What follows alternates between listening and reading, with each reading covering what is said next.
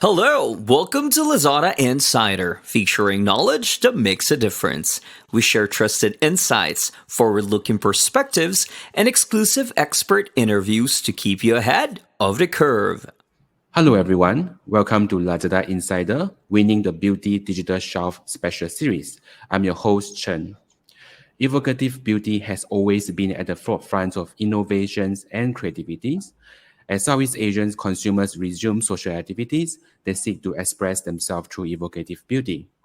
Today, we are delighted to welcome our expert guests to discuss the key trends in the space, as well as how brands can best leverage both online and offline channels for additional business growth. Let me introduce our expert guests today. We have Miki, NARS Asia Regional Executive Director from Shiseido Group. We have Samantha, Chief Marketing Officer from Synagie. We have Dollei, Creative Director and Founder, Makeup Entourage. Welcome to Lazada Insider. First of all, we'll just do a bit of the introductions. Maybe we should start with Miki. Can you share a bit more about what you do? Yes, I'm the Executive Director for NARS Cosmetics at Asia Regional, and great to see all of you. I'm working with the 12 APEC countries, including China or Southeast Asia and Japan, all the regions. And then the major things that we are doing for, of course, the marketing, digital activity, and then the e-commerce, digital commerce, and also the communication strategy, like a celebrity influencer strategy. At the same time, educations and the sales. So all the scope of the work that we're working with the 12 different countries, and then we built the NARS brand with our whole team together. So great to see you, everybody. Sure. How about you, Samantha? Hi, I'm Sam. So I head up the marketing at Synagie. So I spent the last 15 years of my life in the beauty industry. And before Synagie, I head up the YSL and Armani Beauty at L'Oreal Singapore. And now today, with my amazing team of 50 marketeers across the region, I'm very happy to help our brand partners, like NARS, to really engage consumers in an effective and meaningful way to help brands achieve, their brand and commercial objective digitally. How about you, Dollei? Hi, I'm Dollei. I'm from Makeup Entourage. So I've been doing makeup for about 30 years, touching local artists and many overseas ones that come over. Also, the whole team is taking care of drama sets in Singapore as well as movies and also commercials. So we touch on faces every day. So I hope to come in and also help to improve the market a bit. Thanks for the introductions. So maybe my first question is to Miki. So in your opinions, what are the primary drivers of the growth of evocative beauty in Southeast Asia? Yeah, it's actually this quite difficult questions for me to make it in the very short. But environment around the beauty has been dramatically changing now. And then now we are working as a beauty company, we need to adjust the strategy actually every year. And I believe that there are three key drivers to grow beauty business in Asian market from the company point of view. First of all, it's still the product driven. So we seek new products innovations and the totally new makeup techniques. And the consumers have been looking for some newness and what makes them excited and surprised. If they are not excited and surprised, of course, we will not be able to drive the demand. So it's, for example, right now is a long-lasting lipsticks with a light texture or clean formula for complexions or limited editions eyeshadow palette. So if the beauty company can excite the consumer continuously, we can make the beauty is more active and then exciting. But that's the first things as a base. And the second things that's recently we really keep doing is that we are closely look into the consumer needs under any environmental changes and the habit changes. We should deep dive per market, and then they need to find out the common points in Southeast Asia. For example, for last 2 years, the consumer are looking for the products more towards the transfer-proof skin beauty, even for makeup. Not the heavy makeup or natural, it's more for natural skin. because of the pandemic and the everyday use of the mask. So I'm sure that everybody is also facing the same situations. So now light reflecting setting powder actually grew over 5 times more during these 2 years in Southeast Asia specifically. It's not like in the US or EMEA. It's really Southeast Asia driven. That was increased total powder category. And then, of course, this is not the new product. This is existing for 20 years. But this one is really, these 2 years makes the hit into the consumer needs. And then the new communication gained the further awareness and they grew the business together. Is that lastly, most importantly, we need to really understanding and updating consumer decision journey in each market. The consumer decision journey, what I'm saying is that the awareness, considerations, advocacy, or conversion or loyalty, which touch point we are talking where. So it's really changing dramatically now, and then we need to keep updating our best touch point and the best data content for each touch point. This part, I think it's the key things that we need to discuss even today, that how we can engage the consumer and how we can elevate for the consumer decision journey in the Southeast Asia beauty market. Dollei, you work with many customers from different backgrounds. So from your observations, how has consumers' behavior changed in the last 1 to 2 years in terms of purchasing evocative beauty product? So I feel that our clients and also fellow makeup artists are paying key attention to what ingredients are in the products to make sure they are very safe. Especially people with a very sensitive skin, and also they've been hiding under the mask for so many years. So yeah, and people are going out to work, and maybe they want to spend lesser time but getting the best benefit from makeup and skincare. So actually skincare benefit makeup is getting very popular. People now are more conscious, especially when it comes to things like foundation. We want makeup as skincare and skin to improve over time in the shortest period. Also, I want to mention, I love working with this lady called Bien. She's in her 60s. She keeps her hair like white. Her skin is beautiful. She's modeling at 60 years old, in her 60s. So she works with beauty brands, and so nice to see how brands are coming in, inclusively, for even aging skin, showing them as the skin as who they are on screen. That is impressive, and thank you for the story, your insight. So Sam, give us an overview. How will you describe the current landscape of Southeast Asia evocative beauty industry? I think I'll start off with, in the past 2 years, right, the makeup industry has really gone through this upheaval, right, because of the pandemic. We have work from home arrangement, we have all the mask wearing requirement. So we actually saw like a majority of consumers kind of put their makeup aside. But while that is happening, there's also this rise of segment of consumers, right, who have started to evolve to wear makeup for themselves rather than for others. And we see now that the market's opening after years of restriction, right? Everyone is super enthusiastic about being back outside unrestricted. And this whole excitement has really generated a fresh wave of makeup experimentation. And like what Dollei said, right? People are getting more inclusive. And so with this cultural shift of makeup being more inclusive and expressive, we see that makeup now is no longer about hiding yourself, hiding parts of yourself that you don't like, to becoming this tool that really helps you to express yourself regardless of your gender identity, really put yourself forward in the way you are most confident, right? So to me now, it's really an exciting time to be in the makeup industry. There is this sense of liberation, a spirit of like, you do you, and this really fuels that creativity and innovation. And from our side as Synagie, it's really evident across the region that all that we manage the channels. We see this upward trend across all channels for makeup brands. We also see shoppers being more experimental than before. Previously, we probably see them check out with one color, one lipstick in a single purchase. Today, we see them doing multiple color purchases in their checkout. So that's really evident, in that whole creativity, experimentation that we see that's fueling the market. Thank you.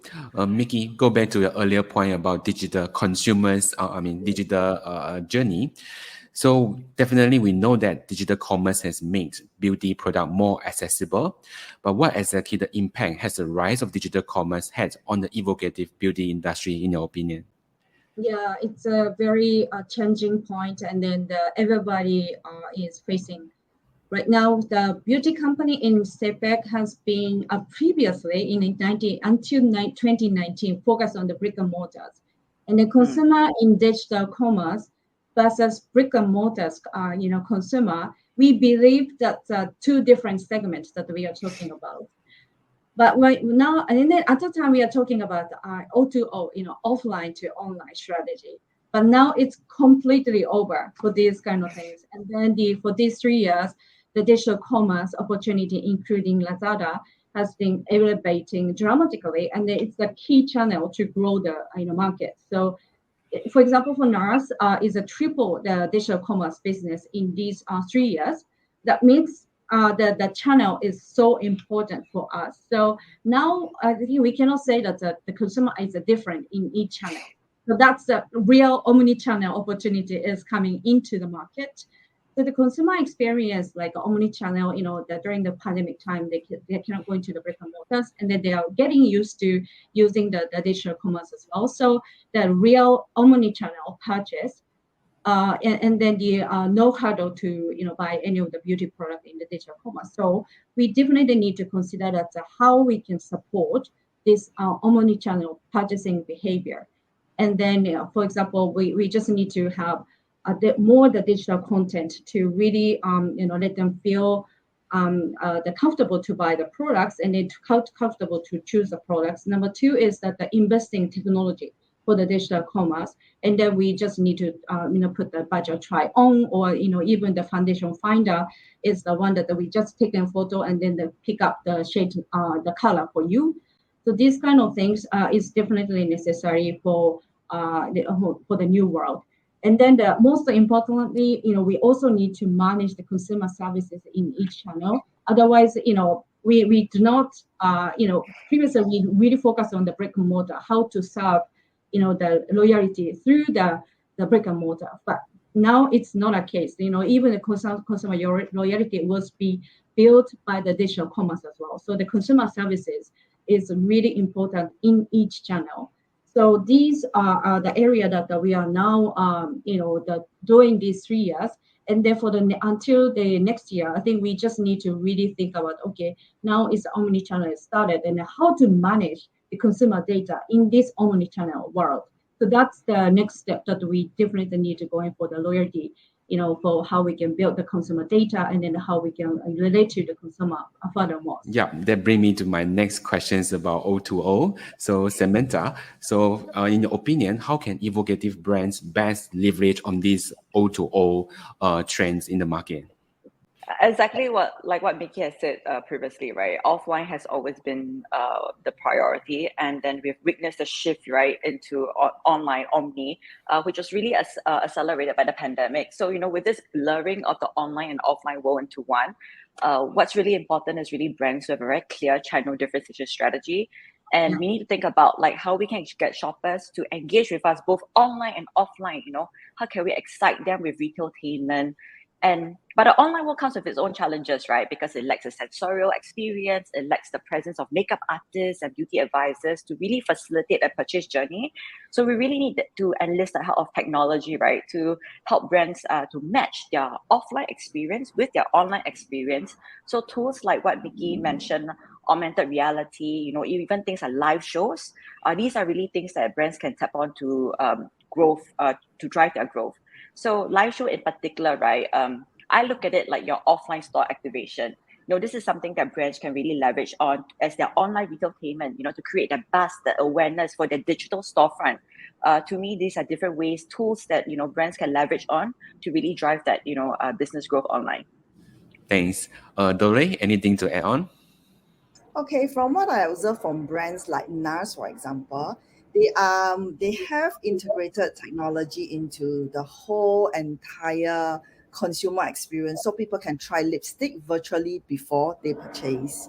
Usually, before clients coming from us are those that we have used colors and products on them. they will usually, have it try on their face and then go on to, their retail store. But it's very interesting how they can do it online now and then decide on the colors. So I believe they also have like sampling program that allow consumers to test and, try their products before purchase. But today, we can see something online, research more course we're interested in, and then end up purchasing it offline. I would like to get from all the three experts, what are the top 2 trends you anticipate in the evocative beauty industry over the next 1 to 2 years? Maybe we'll start with Miki.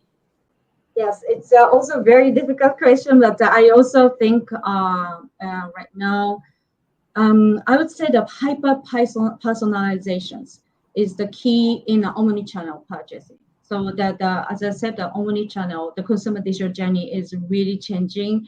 And then if we just make these kind of things just content innovation or technology innovation only, then of course it's very difficult to customize to the consumer. So we always need to think about how we can make this personalized more and more. So not only just the digital content, but also the technology and also as I said, the consumer services, or even more how we can personalize the makeup artist services, not only just offline, but also the online. So these digital innovations is really important for the personalized communications and then the engagement to the consumers right now. So that's the top things that we need to consider for the beauty industry in the future. And if you say top 2, and another thing is the sustainability. So sustainability is the key to change the beauty market. As Dollei said, the cream formula or, sensitive skin, and then even the makeup is now talking about the skin beauty. And then we also need to think about the packaging or collateral. So everything's need to be a very sustainable matter from now to, let's say, 2025, 2026. So I think these 2 will be the key area that we need to consider for advocate the beauty industry in the future. To echo Miki's point of hyper personalization, right? I actually think of it like the continual rise of beauty tech. So taking hyper personalization to even the next level, like 3D makeup color printers, which will really allow shoppers to customize their makeup for themselves at home. We already start to see some brands having, lip color printers, that allow shoppers to create custom lipstick shades by just scanning their outfits, and then they get a recommended lip shade. So I think that's one beauty tech in that way. The other thing that I think is really that we'll see in the future is virtual beauty. And although it's like infancy stage, right? But it really creates this platform for self-expression, and it allows brands to tap on this completely new community. A very good example is something that I saw NARS did. It was their color quest on Roblox, right? Yes, yeah, super cool. So I saw it and I was like, oh, this is really interesting. NARS is doing something completely different. It's engaging the consumers in a completely different way for the new consumers to learn about NARS. And engage with them in a completely different context in the virtual world. So I think virtual beauty, even though infancy, I think that's something we'll see more and more in the future. Yeah, I agree. I totally agree with you, Sam. I think it's, consumer is not just living in the world anymore. We need to go for the digital in a low rock. So the why we are going this area, or sometimes we also started to do NFT world for the crypto world as well. Previously when the beauty company working for the beauty company never think about the crypto, never think about NFT, never think about Roblox. But now it's all the the omni-channel environment giving the opportunity to think that the makeup is not just offline, doing the makeup at home. We need to think about how the online virtual world the consumer can do the makeup, or how do they excite the new customer through this kind of NFT world. Yeah, it's like self-expression offline and online in an omni way, right? How do I want to dress myself and look like online as well in the virtual world? Right. Yeah, even the Instagram icon is going to be elevated to not only just the makeup look myself. They just creating the virtual face and then they put into the icon. That's also part of our job to make the consumer excited. So that's a new way to engage the consumers in a different world. Sure, Dollei, you want to share something? Yes, and so coming to us as a makeup artist, I think from what they can see virtually and also try out, we are here also to help to achieve the results they want. So having them, virtually done everything, getting the products, and then maybe coming to us on a level where we tried this, like virtually it doesn't work. So we are here to help also, to see how they can achieve certain products correctly. Yeah, Dre, I think that's also a good point because on the makeup, I don't think the makeup is just the makeup products will excite the consumer. The technique and a new technique or how to technique, well, this information also that excite the consumer, right? Yeah, the artistry is very, very important. And, I've learned many tricks from different makeup artists, how to use a lipstick as a blush or as eyeshadow. Yeah, and it's very interesting for us to work with brands whenever they come up with a new product. How, from our level, if they were to purchase a product, how you can use one product in maybe 10 ways. Yeah, exactly. So that makes the most, the exciting part for the makeup. And then, how to use the color, choose the color, skin, how to match into the skin tone. Everything is artistry. So that's these things is so important for the makeup. Cool. Thank you very much for your sharing. And I think that brings us to the end of today's episode. Thank you much. Thank you very much again for your insights. This is Lazada Insider. We hope you enjoyed this episode. Make sure you click follow and subscribe so you don't miss our latest insights and expert interviews. Thanks again for joining us. Until next time, take care.